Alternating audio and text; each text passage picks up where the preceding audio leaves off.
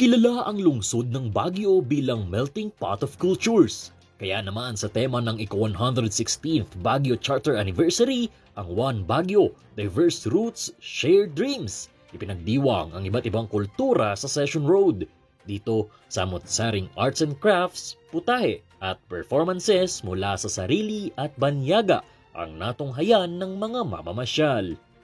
Our different cultural community groups are convened here to showcase their different practices, traditions, cultures as well. Present ang indigenous communities, Baguio expats tulad ng European at African communities, Filipino-Chinese communities at Filipino-Indian communities. Sila ang ilan sa may malalaking kontribusyon sa kultura at kasaysayan ng Baguio. Para din maging aware yung mga visitors natin that Baguio City is a melting pot of culture wherein there are diverse roots but then they are moving in unison. Alam mo ba na ang apat na gintong bilog sa logo ng Baguio ay simbolo ng mga mining communities? Dahil isa ito sa mga pangunahing pangkabuhayan ng mga tao at maging sa mga karating na lugar. Kaya sa gawing tapat ng Malcolm Square, narito ang mining exhibit kung saan ipinapakita ang ebolusyon ng pagmimina sa Benguet at gayon din sa naging kontribusyon nito sa lungsod ng Baguio.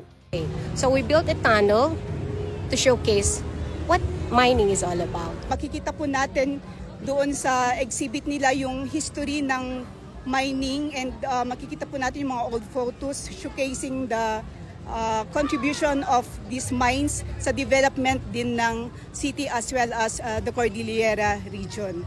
Sa pakikipagtulungan din ng apat na mining companies, naka-display ang mga lumang kagamitan sa pagmimina at gayon din ang mga kwento ng minero tungkol sa epekto ng pagmimina sa kanilang pamilya. Ang city noon was the center of economic activity.